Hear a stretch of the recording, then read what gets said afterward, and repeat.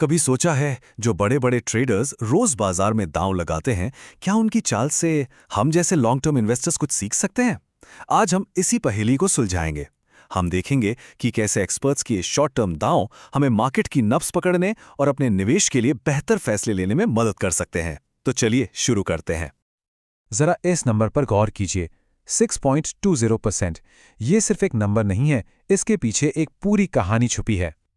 ये है bank Nifty का सिर्फ एक महीने का उछाल। एक ही महीने में इतनी जबरदस्त छलांग कि इंडेक्स अपने ऑल टाइम हाई पर पहुंच गया। तो साफ है कि बाजार में तेजी तो है, पर सवाल ये है कि ये तेजी आई कहां से और क्या ये टिकेगी? चलिए पता लगाते हैं। तो सबसे पहले जरा मार्केट के हाल के परफॉर्मेंस को देखते हैं। आखिर अक्टूबर 2025 में ऐसा हुआ क्या था? तो देखिए, अक्टूबर 2025 में निफ्टी करीब 4.5% ऊपर गया, जो कि काफी अच्छा है। लेकिन असली खेल तो बैंक निफ्टी ने दिखाया, 6.20% की शानदार बढ़त के साथ। मतलब न सिर्फ इसने रिकवर किया, बल्कि अपना ऑल टाइम हाई भी तोड़ दिया। ये वाकई में एक बड़ी बात है। ठीक है, तेजी आ गई, पर सबसे बड़ा सवाल, क्या ये मोमेंटम बना रहेगा?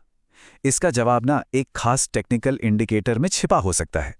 एक ऐसा टूल जिसे बड़े बड़े ट्रेडर्स मार्केट का मूड भांपने के लिए इस्तेमाल करते हैं। इसे कहते हैं डेरिवेटिव्स रोलओवर। अब ये सुनने में थोड़ा मुश्किल लग सकता है, पर इसका मतलब बहुत सीधा है। ये बस ये बताता है कि ट्रेडर्स अपनी मौजूदा बाजी को लेकर कितने कॉन्फिडेंट हैं। अगर वो अपनी पोजीशन को अगले महीने भी जारी रखते हैं, तो इसका मतलब है कि उन्हें पूरा यकीन है कि मार्केट उनकी दिशा में ही जाएगा। चलिए इसे और आसान बनाते हैं। मान लीजिए आपने एक महीने के लिए कोई शर्त लगाई। अब महीना खत्म हो रहा है। अगर आपको लगता है कि आप जीतने वाले हैं, तो आप क्या करेंगे? आप उसी शर्त को अगले महीने के लिए भी लगा देंगे, है ना? बस जब मार्केट में ज्यादातर ट्रेडर्स यही करते हैं, तो ये कॉन्फिडेंस का एक बहुत मजबूत सिग्नल बन जाता है। इसी को रोल ओवर कहते हैं। तो ठीक है, रोल ओवर तो समझ आ गया, पर यह डेटा हमें असल में बता क्या रहा है? ये बड़े ट्रेडर्स अपना पैसा आखिर लगा कहाँ रहे हैं? आइए इस डेटा की गहराई में चलते हैं। अक्टूबर का डेटा साफ साफ इशारा कर रहा है। सबसे ज्यादा एक्शन, सबसे ज्यादा रोल ओवर हमें 3 सेक्टर्स में दिखा: ऑटोमोबाइल, इंफ्रास्ट्रक्चर और केमिकल्स। इसका सीधा मतलब यह है कि एक्सपर्ट्स को लगता है कि आने वाले समय में इन सेक्टर्स में मजबूत ग्रोथ देखने को मिल सकती है। और अगर सेक्टर्स से हटकर हम कंक्रीट स्टॉक्स की बात करें, तो यहां तो कहानी और भी दिलचस्प है। Grasim, Tata consumer, HDFC bank, इन जैसे बड़े नामों में 98% से भी ज्यादा का रोल ओवर। ये तो जबरदस्त है। ये दिखाता है कि इन कंपनियों पर ट्रेडर्स का भरोसा कितना पक्का है। ओके, तो ये तो हो गई ट्रेडर्स की दुनिया की बात, दांव, पोजीशन, रोल ओवर।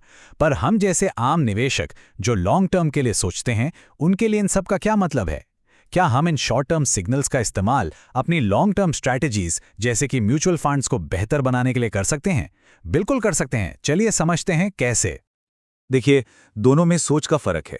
डेरिवेटिव्स मतलब शॉर्ट टर्म की भविष्यवाणी, बाजार किधर जाएगा इस पर बाजी लगाना। दूसरी तरफ म्यूचुअल फंड्स हैं लॉन्ग टर्म की हिस्सेदारी, मतलब आप बाजार की ग्रोथ में पार्टनर बन रहे हैं। तो अगर किसी को लंबे समय के लिए मार्केट की इस ग्रोथ का फायदा उठाना है, तो म्यूचुअल फंड्स एक बहुत अच्छा रास्ता है। आइए इनके कुछ मेन टाइप्स को देख लेते हैं। सबसे पहले इक्विटी फंड्स, जो सीधे शेयर्स में पैसा लगाते हैं। लार्ज कैप मतलब बड़ी जानी मानी कंपनियों में निवेश। यहां रिटर्न स्टेबल रहता है, करीब 6 से 10%। फिर आते हैं मिड और स्मॉल कैप। इनमें रिस्क ज्यादा है, लेकिन रिवॉर्ड भी उतना ही बड़ा हो सकता है। जैसे 2025 में स्मॉल कैप फंड्स ने 36.7% तक का जबरदस्त रिटर्न दिया। ये होती है हाई ग्रोथ की पावर। एक बार फिर से इस नंबर को देखिए, 36.71%। ये सच में एक बहुत ही प्रभावशाली आंकड़ा है। ये आंकड़ा है Nippon India small cap fund का पिछले 5 साल का एवरेज एनुअल रिटर्न। सोचिए, ये दिखाता है कि अगर सब्र के साथ सही जगह पर पैसा लगाया जाए, तो लॉन्ग टर्म में कितनी शानदार ग्रोथ मिल सकती है। हाँ, पर हर कोई इतना ज्यादा रिस्क नहीं लेना चाहता, और ये बिल्कुल ठीक है। इसीलिए पोर्टफोलियो में बैलेंस के लिए डेट फंड्स होते हैं, जो स्टेबिलिटी के लिए बॉन्ड्स में इन्वेस्ट करते हैं, और हाइब्रिड फंड्स भी, जो इक्विटी की ग्रोथ और डेट की सेफ्टी के बीच एक अच्छा संतुलन बनाते हैं। तो अब चलिए इन दोनों अलग अलग दुनियाओं को जोड़ते हैं। एक तरफ ट्रेडर्स का शॉर्ट टर्म कॉन्फिडेंस और दूसरी तरफ इन्वेस्टर्स का लॉन्ग टर्म परफॉर्मेंस। यहाँ पे कनेक्शन बहुत साफ है। रोल ओवर डेटा में जो हमें शॉर्ट टर्म में पॉजिटिव माहौल दिख रहा है, जहाँ ट्रेडर्स ऑटो और इंफ्रा जैसे सेक्टर्स पे दाव लगा रहे हैं, ठीक वैसी ही मजबूती हमें इक्विटी म्यूचुअल फंड्स के सालाना रिटर्न्स में भी दिख रही है। मतलब शॉर्ट टर्म सिग्नल और लॉन्ग टर्म रिजल्ट दोनों एक ही कहानी सुना रहे हैं।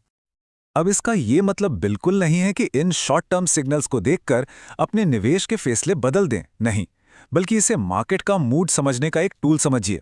ये आपकी अपनी सोची समझी लॉन्ग टर्म स्ट्रैटेजी को एक तरह से कंफर्म कर सकता है, आपको ये भरोसा दे सकता है कि आप सही ट्रैक पर हैं। तो आखिर में एक बात याद रखनी बहुत जरूरी है, मार्केट के सिग्नल तो आते जाते रहेंगे।